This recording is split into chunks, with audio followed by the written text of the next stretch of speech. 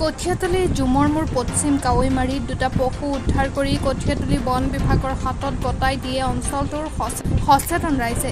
আজি পুৱা নগাঁও জিলাৰ কঠিয়াতলী আঞ্চলিক বন কাৰ্যালয় সমীপৰ জুমৰমুৰ গাঁৱত বানৰ কবলত উটি অহা এহাল হৰিণা পশু জুমৰমুৰ আৰু মহগড় গাঁৱৰ ৰাইজৰ তৎপৰতাত উদ্ধাৰ কৰি কঠিয়াতলী আঞ্চলিক বন কাৰ্যালয়লৈ খবৰ দিয়াত বন সুৰক্ষা কৰ্মী সুৰজিৎ বৰুৱা, বাবুল দাস আৰু গিৰীশ বৰা উপস্থিত হৈ ৰাইজৰ হাতৰ পৰা হৰিণা দুটা উদ্ধাৰ কৰি আনে। চাওঁ আহক এই বিষয়ে আমাৰ এক বিশেষ প্ৰতিবেদন। কঠিয়াতলীৰ পৰা ঘনকান্ত বৰাৰ ৰিপৰ্ট। আমাৰ প্ৰথম অৱস্থাত পশ্চিম কাৱৈমাৰী গাঁৱত দুটা পশু প্ৰত্যক্ষ কৰা হৈছিলে।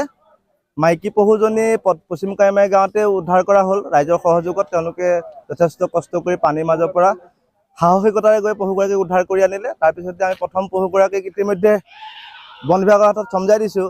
ইতিমধ্যে দ্বিতীয় যিটো মতা পশু আছিলে, মতা পশুটো ইতিমধ্যে তেওঁলোকে পশ্চিম কাৱৈমাৰীৰ পৰা গৈ পেলাই মহগড় যিটো ৰিজাৰ্ভ আছিলে ৰিজাৰ্ভ পালেগৈ। তাৰপৰা মহগড় ৰাইজে খেদি অনাৰ লগে লগে তেখেতসকলে আমাৰ জুমৰমুৰ ফালে আহিলে।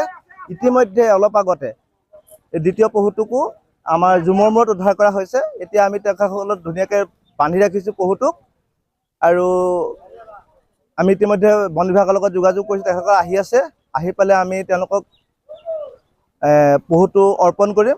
আৰু আমি আশা ৰাখিম যে পশু দুটাক যাতে তেখেতসকলে যথেষ্ট বানপানীৰ মাজেৰে আহিছে, গতিকে যথেষ্ট আঘাত হ'ব পাৰে, গতিকে তেখেতসকলে পশু চিকিৎসকৰ দ্বাৰাই খুব সুন্দৰভাৱে তেখেতসকলক পৰীক্ষা কৰি এক নিৰাপদ স্থানত যাতে য'ত নেকি তেওঁলোক সুৰক্ষিত হৈ থাকিব পাৰে তেনেকুৱা স্থানত যাতে এৰি দিয়েগৈ, তাৰে আমি আহ্বান কৰিম আপোনালোকৰ জৰিয়তে।